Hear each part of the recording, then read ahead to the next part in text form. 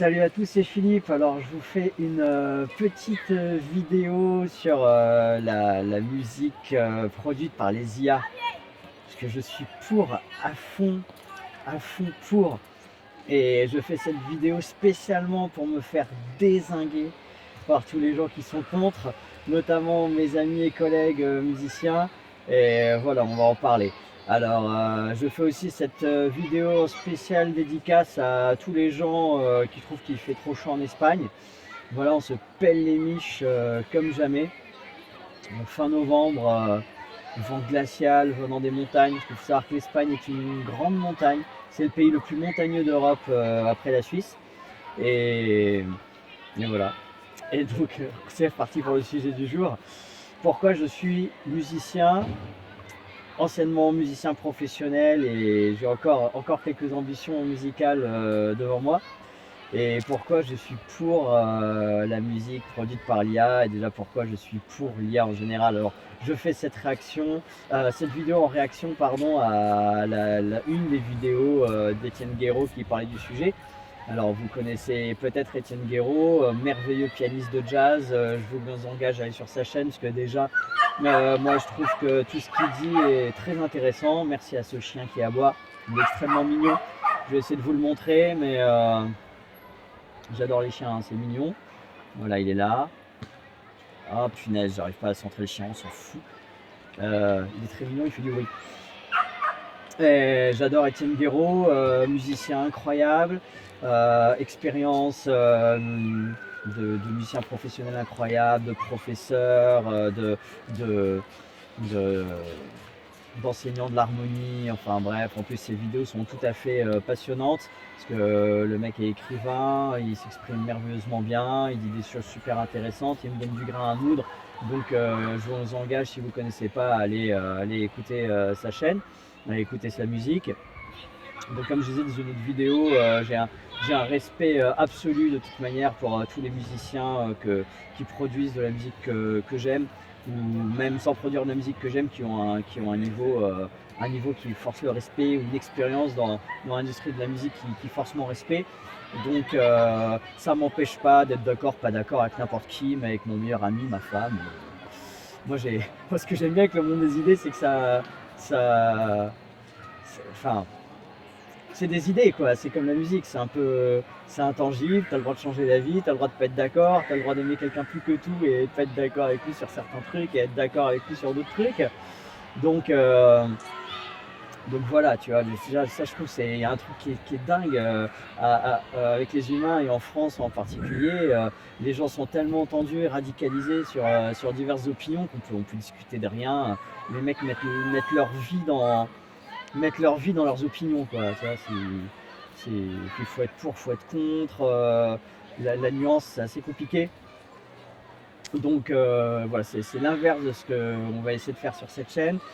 J'aime la nuance, j'aime les idées, j'aime qu'on soit pas d'accord avec moi, j'aime en débattre, j'aime changer d'avis parce qu'il y a un argument qui m'a fait waouh, tu vois.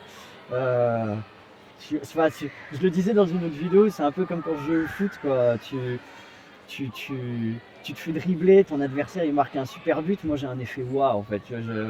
Je suis là pour gagner, je suis pas là pour perdre, mais j'ai toujours, je pense, une petite partie de ma conscience qui est en mode, qui observe la scène vue du haut, et si c'est pas moi qui marque le but, c'est mon adversaire, j'ai un effet waouh, tu vois, c'est un peu pareil avec les arguments. Moi je pense être convaincu d'un truc, je défends mon bout de gras, et ils sont bruyants, ces jeunes aussi. Et d'un coup, on n'est pas d'accord avec moi, on me sort un argument killer, quoi, qui me met à plat, j'ai un effet waouh. Attends, laisse-moi réfléchir à ton argument, là tu m'as eu.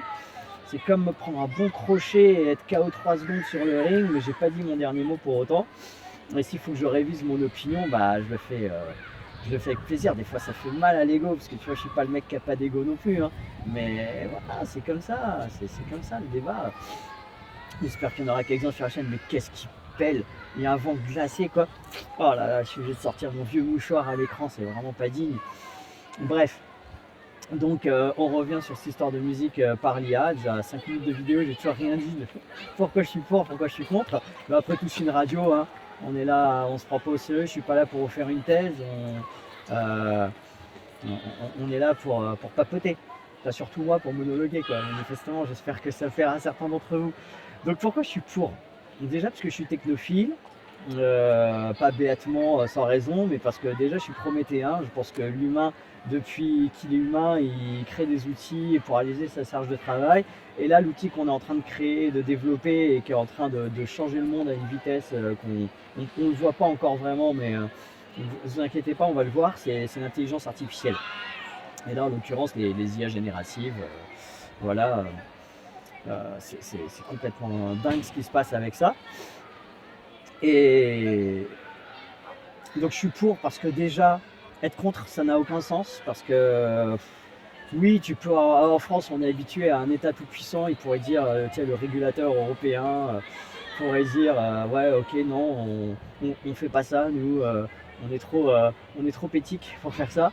Donc du coup, on serait les seuls à pas le faire. Donc la Chine et les États-Unis continueraient à appuyer sur l'accélérateur et puis au final, on deviendrait leurs esclaves parce que bon, une technologie d'une telle puissance, c'est comme refuser de développer la bombe quand tous les autres l'ont. Bon, bah après, si tu as envie de devenir le paillasson géopolitique de tout le monde, ouais, tu peux être un grand pays et refuser le progrès scientifique, mais bon, la science c'est du pouvoir, la connaissance c'est du pouvoir, donc déjà on n'a pas vraiment le choix. Alors bon, tu pourrais imaginer des modèles à la française, genre limiter l'usage de l'IA pour les citoyens, ça, tous les trucs liberticides qu'on aime bien en France. Dieu merci, on n'en est pas encore là, mais ça pourrait. Ça ne m'étonnerait pas d'entendre des mecs de chez LFI pour ce genre de mesure, tu vois. Donc LFI, les Verts, les pastèques, qui tu veux. Sachant que je suis un écolo, vous seriez curieux d'apprendre que je suis un écolo radical depuis ma plus tendre enfance et je suis pour faire comme Jean Giono, planter des arbres absolument partout. Moi je suis idée fixe, j'aime les arbres, tu vois. Je voudrais qu'il y ait des arbres partout. Donc c'est ça qui est bien, c'est que je suis difficile à classer, tu vois. Je suis libertarien, mais je viens de l'extrême gauche. J'aime pas les pastèques politiquement, mais pourtant je suis écolo quand même, quoi, tu vois. Donc bref, on pourra discuter de tout ça. Mais qu'est-ce qu'ils gueulent ces jeunes, regardez-moi ça. Je sais pas si j'arrive à les cadrer aussi. Ils sont là-haut. On pourrait peut-être zoomer. Ça bug parce qu'ils sont heureux, ils sont pleins de testostérone, ils aiment la vie, ils aiment les copains. Et ils font pas de mal, les mouches surtout, hein. Ça qui est bien. En France, pour t'engueuler comme ça derrière toi, tu regardes comme si tu vas pas te prendre un coup de couteau. Là, il y a zéro risque. Zéro risque, c'est ça qui est beau. Du coup, tu réapprécies la fougue de la jeunesse. J'en reviens à l'IA. Donc déjà, refuser le progrès, ça me semble...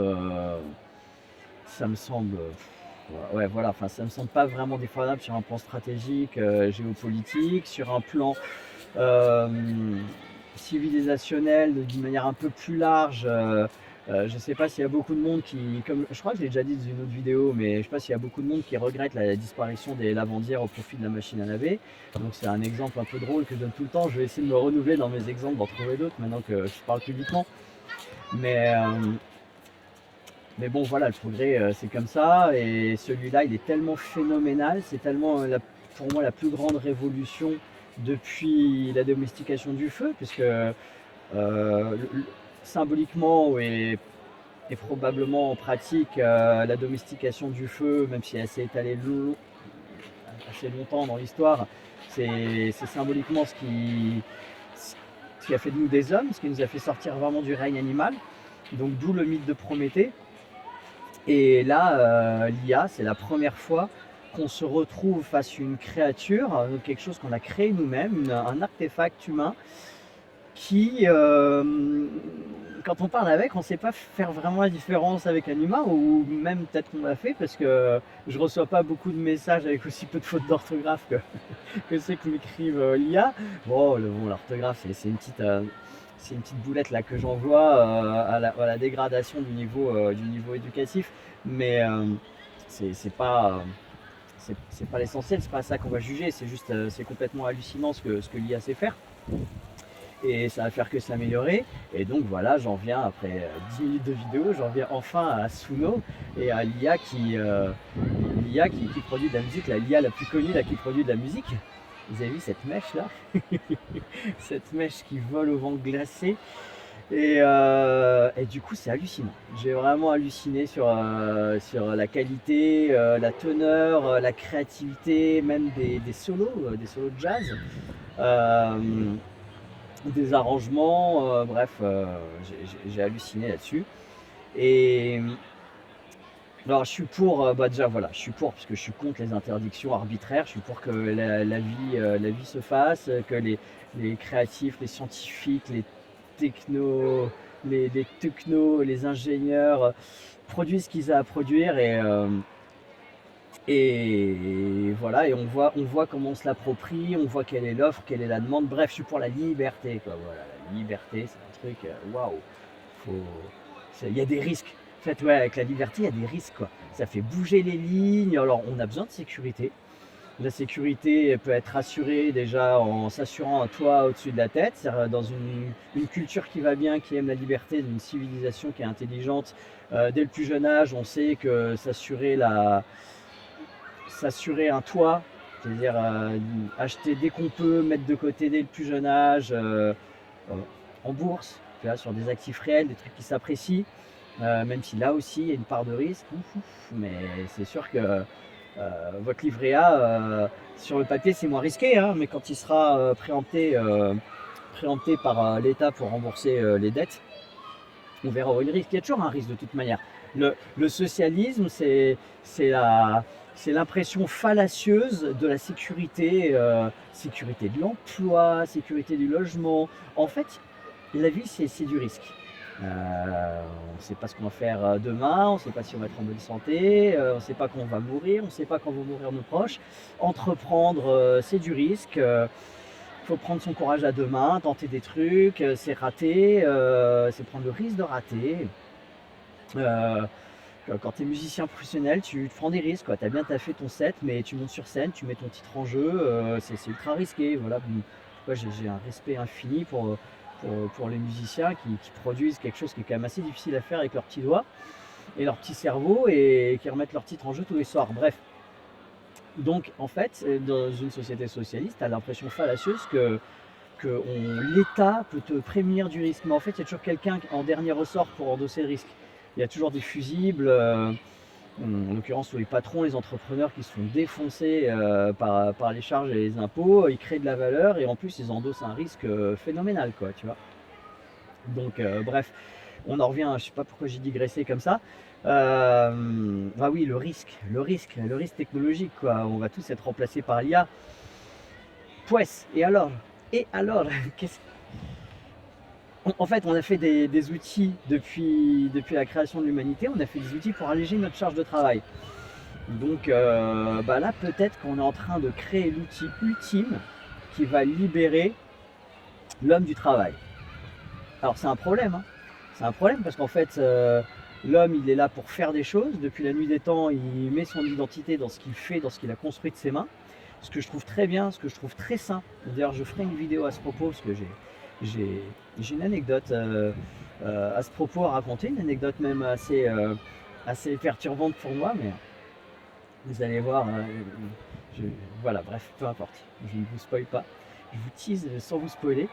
Et en fait, là, on arrive à un moment où effectivement, notre activité, notre travail va être probable. Alors attention, hein, il y a des gens, des consultants, des grands cabinets de consulting qui disent non, comme toutes les révolutions technologiques, ça va déplacer complètement le marché de l'emploi, mais ça va finalement créer plus d'emplois que ça va en prendre. Ça va prendre du temps, il va y avoir une transition, tout ça, tout ça. Et j'étudie ce point de vue. J'avoue que je suis pas convaincu. J'avoue que je fais partie des gens qui sont pas convaincus pour le moment et par cette thèse. On verra. Et encore une fois, voilà, le gros défi.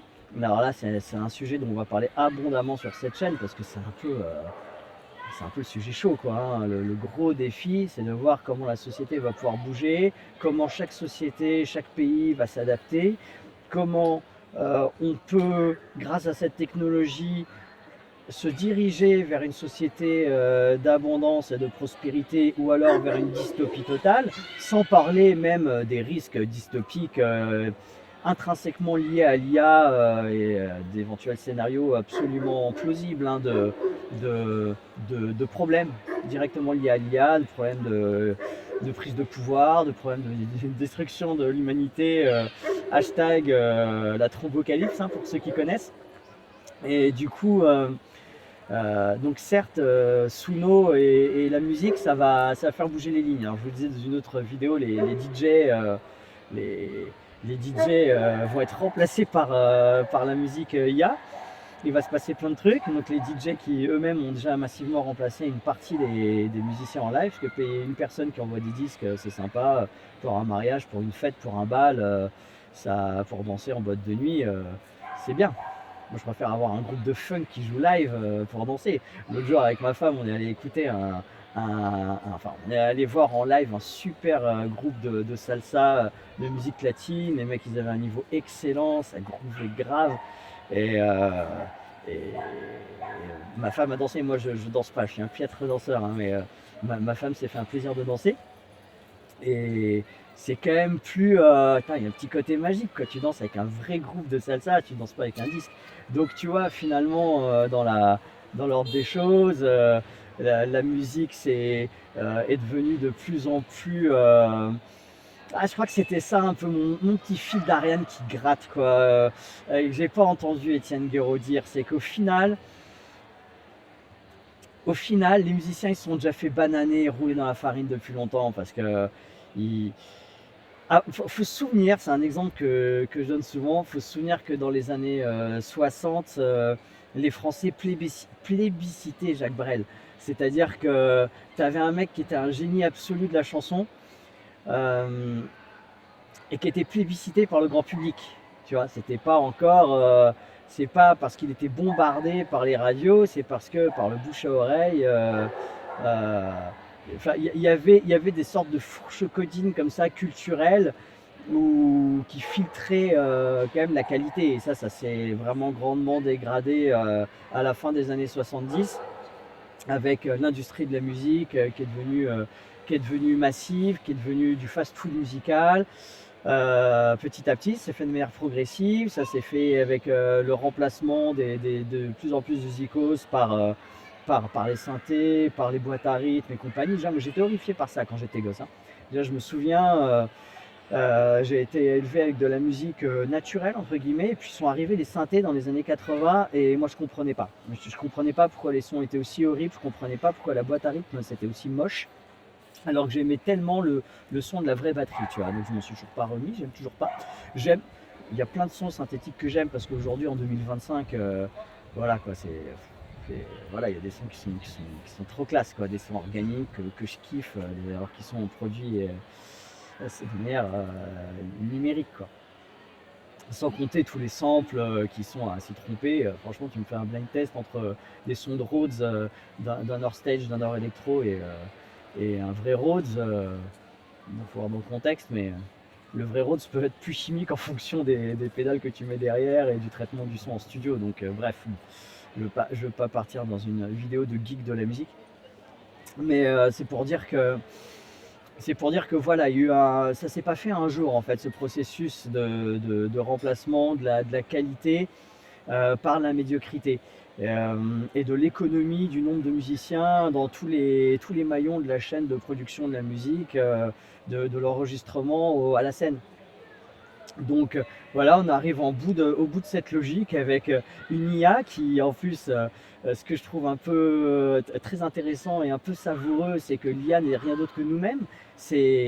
J'ai souvent dit, on est l'humanité, enfin, la phrase n'est pas de moi, hein, mais j'ai souvent répété la phrase l'humanité est sur les épaules d'un géant, parce que j'ai une gratitude infinie du fait d'arriver comme ça sur cette terre et dans une civilisation aussi sophistiquée avec la science pour t'expliquer tout ce qu'elle peut t'expliquer et puis pour t'apporter tout le confort qu'elle peut t'apporter et toutes ces œuvres artistiques et enfin bref c'est un miracle absolu pour un mec comme moi de pouvoir jouir de tant de beauté, de sophistication et de connaissances, enfin bref, tu vois. Et l'IA, d'ailleurs, pour moi, c'est un miracle parce que j'ai toujours aimé lire des articles de vulgarisation scientifique et apprendre des choses sur tout. Et là, j'ai l'impression d'avoir l'omniscience dans la poche, quoi, hein. Je pose n'importe quelle question et il y a la réponse, même si tu prends ça avec des pincettes. Mais bon, un article d'encyclopédie et puis après un article de Wikipédia ou un mec qui a l'air très savant qui te dit un truc, de toute manière, il faut toujours avoir un sens critique affûté. Personne n'a la vérité révélée, donc une fois que tu sais que l'IA elle a telle proportion déjà de biais par rapport à ses entraînements sur certains sujets, comme toujours des sujets politiques, et puis qu'après elle a aussi des hallucinations. Donc voilà, mais elle reste en gros plus fiable. L'autre mère, elle a été entraînée avec Wikipédia et avec les livres, avec les essais de référence. Donc en général, ses réponses sont plutôt bonnes. Mais c'est vrai que quand tu connais bien un sujet, tu te rends compte qu'il y a pas mal d'hallucinations, pas mal d'erreurs. Et quand tu connais pas du tout un sujet, bah forcément, tu peux pas vraiment t'en rendre compte. Mais c'était valable aussi avec un mec lambda dans la rue que tu rencontres et qui a l'air très, très savant dans quelque chose et qui en fait te banane complètement. Donc bon, de toute manière, dans la vie, il faut aiguiser son sens critique, son doute méthodique. C'est une évidence à rappeler, mais c'est une évidence. Donc partant de là, je trouve que l'IA, c'est un miracle. Et j'étais en train de dire, il ne faut pas oublier que c'est rien d'autre que la production. C'est c'est notre production en fait, hein. L'IA est nourrie avec les productions humaines. Donc Suno, pour en revenir à Suno, l'IA de référence actuelle en termes de production musicale, elle est nourrie avec la musique des humains. Donc elle produit une sorte de synthèse, de mix, de grands shakers comme ça, où elle mélange les musiques et avec la magie de l'IA, en input, tu rentres un prompt et puis elle te sort un truc, euh, un truc qui est incroyable, quoi, qui est créatif. Oh, il y a un petit rongeur qui passe, on voit pas beaucoup à Madrid. Parce que contrairement à Paris, Madrid c'est pas très humide, donc c'est pas propice à la prolifération de rongeurs. Et puis c'est très très propre, donc c'est difficile pour eux de survivre avec les poubelles.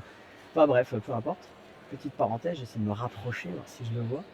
Et donc le résultat de Suno est incroyable. Donc faut pas oublier que c'est un peu nous-mêmes. L'IA c'est un peu plus nous-mêmes que nous-mêmes, quoi. C'est un peu la synthèse de l'humanité, de ce qu'elle fait de meilleur, ce qu'elle fait de pire aussi parfois. Et puis en plus c'est l'humanité qui s'en sert, pardon, qui la prompte.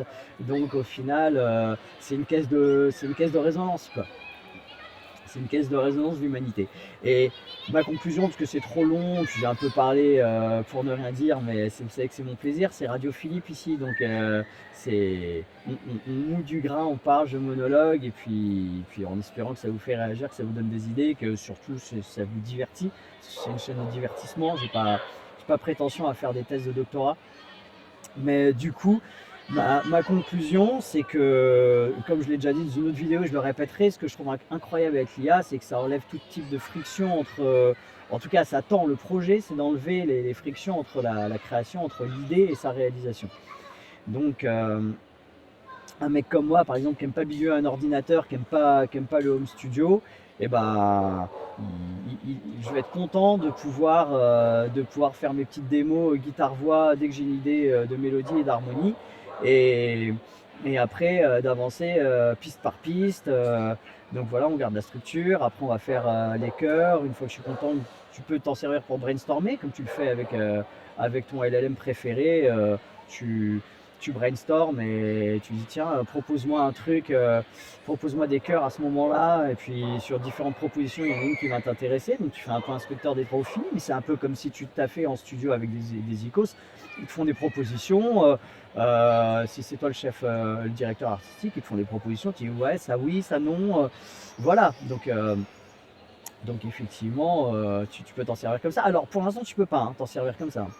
Petit disclaimer, tu peux que rentrer un prompt et il te sort un résultat. Après, tu peux lui dire modifie ci, modifie ça, mais c'est pas un workflow pour Zikos, quoi. Un musicien, enfin, moi je sais ce que je veux comme grille, je sais ce que je veux comme mélodie. Je veux bien qu'on me donne des idées, je veux bien une aide à l'inspiration, mais Après, je vais savoir si je vais remplacer tel accord par tel autre, et ça, tu peux pas le faire, quoi. Tu peux pas lui dire, ah, tiens, non, non, enlève-moi ce la mineur et mets-moi, je sais pas moi, bah, peu importe, on s'en fout, quoi. Mets-moi un reset à la place.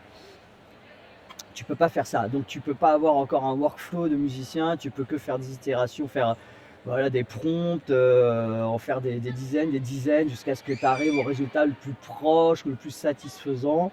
Donc sachant que je vous parle de ça, j'ai pas encore passé vraiment beaucoup de temps à expérimenter Suno, mais je le ferai à un moment donné, donc j'aurai des retours d'expérience à vous apporter à un moment donné.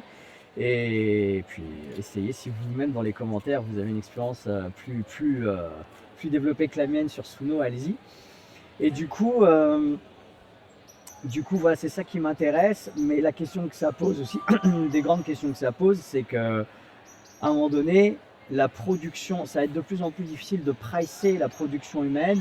À un moment donné, quand tu as une surabondance de création d'images, de vidéos par des IA, par des humains aidés par des IA, pareil pour la musique, tout ça c'est plus priceable, quoi. Ça fait beaucoup de choses sur le marché, c'est difficile de se démarquer, et toutes les lignes vont bouger. Je sais vraiment pas comment ça va, personne ne le sait d'ailleurs.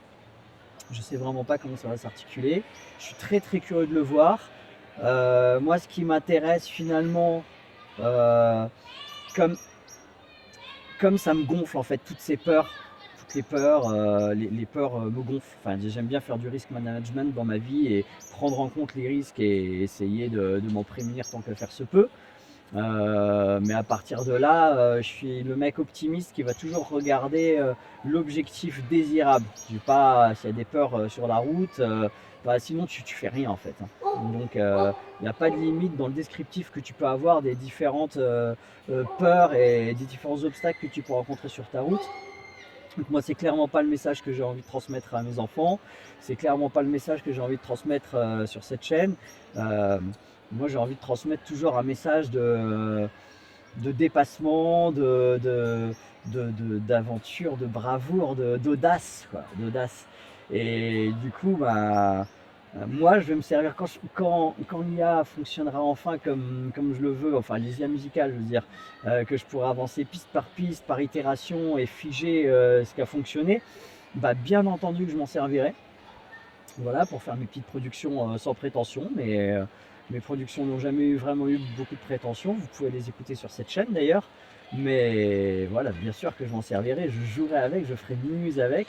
Je ne suis pas musicien professionnel, j'ai pas vocation à en vivre, donc j'ai d'autres sources de revenus avec mes business personnels, donc c'est un autre problème pour les musiciens qui en vivent. Ça n'empêchera pas le live, parce que pour les gens qui, comme moi, aiment voir des musiciens en live, bah, payer pour voir des bons musiciens en live, c'est pas comme payer pour aller écouter Suno, Suno en live. Donc tu vois que ça ne changera pas ce business model pour autant. Et par contre, effectivement, mon objectif désirable, puisque j'en étais à peu près là pour cette longue conclusion, c'est l'abondance, c'est la prospérité. Je pense que l'IA, si elle est bien utilisée et lorsqu'elle sera utilisée par des systèmes qui fonctionnent, permettra une avancée conséquente vers la prospérité, vers la guérison des maladies, vers donc encore une fois l'abolition d'un bon nombre de frictions entre l'idée pour les gens qui sont créatifs et la réalisation des idées quelles qu'elles soient. Et l'IA est puis couplée avec l'IA, mais au sens large, tout ce qui est puissance de calcul, efficience logicielle, tu vois, je pense aux imprimantes 3D, tu vois. Ça aussi, c'était un truc, il y a quelques années, quand c'est sorti, c'était magique. Tu disais, waouh, punaise, donc en fait, tu rentres un schéma, tu rentres un fichier 3D d'une pièce et elle sort. J'ai un pote qui fait ça, ça lui permet de remplacer des pièces de moteurs, de trucs de véhicules de collection, parce qu'il peut créer n'importe quelle pièce 3D résistante à la chaleur dans son garage avec des grosses imprimantes 3D qui montent lui-même. Enfin, c'est de la magie absolue, quoi. Et tout notre progrès scientifique, scientifique, technologique, avance vers ça. Pour moi, c'est ça l'horizon désirable. Et par-delà les petits cailloux dans la chaussure, ou les gros, parce que forcément la société va changer, et ça va pas être facile pour tout le monde, et il va falloir un système qui aide les gens enfin, il y a beaucoup de gens qui vont être besoin d'être soutenus. Peut-être tout le monde, peut-être qu'on va tous devoir toucher un revenu universel. Et je vous rappelle que c'est un libéral là qui vous parle, donc c'est pas comme si le revenu universel c'était un horizon vraiment désirable pour moi, hein. C'est pas le truc qui me vend du rêve. J'espère qu'on trouvera des moyens plus smart, de créer de la valeur et de partager la valeur, moins centralisée, mais je réfléchis beaucoup à ça, et j'en ferai des vidéos, mais c'est passionnant, mais là c'est vraiment pour l'instant le chantier est total à ce niveau-là. Et, et voilà, mais moi ce que je vois comme horizon désirable, c'est la prospérité, et tant pis si on ne peut plus monétiser ses idées, tant pis s'il y a un grand bruit, mais de toute manière, quand on laisse faire, et c'est aussi le propos de cette chaîne et du libéralisme, quand on laisse faire la société civile et le génie humain, en fait, souvent ce qui se passe, c'est qu'il y a moins de sclérose, la société est moins sclérosée que dans une société étatique lourdingue. Et lorsqu'on laisse les forces vives, les créatifs, les créateurs de valeur opérer, ce qui se passe souvent, c'est qu'on trouve des solutions, que les solutions viennent d'elles-mêmes en fonction de l'offre, de la demande, des besoins des gens, des besoins du marché. Les solutions viennent, et si à un moment donné, par exemple, on a trop de propositions médiocres qui noient l'ensemble du marché, des propositions de valeur, quelles qu'elles soient, et ben la société, faites-lui confiance, elle trouvera des solutions, elle trouvera des filtres, elle trouvera des moteurs de recherche qui sauront filtrer d'une manière ou d'une autre les bonnes productions, ou alors ça se fera à travers des cercles quoi, comme des clubs, des think tanks, vous appelez ça comme vous voulez, mais des gens, des curateurs, des gens qui seront là pour faire des programmations, pour proposer le contenu le plus premium en musique, en vidéo. Et il y aura des plateformes genre TikTok, un peu trash, où tu as toutes les dopes qui seront produites à la chaîne, et ça sera le fast-food de la consommation, musique, vidéo, tout ce que tu veux. Et puis il y aura toujours des espaces premium pour les gens raffinés. Enfin bref, libérons les forces vives, quoi. Libérons la créativité, les forces vives, laissez les humains faire leur truc, laissez les scientifiques, les technos, les ingénieurs faire leur truc aussi.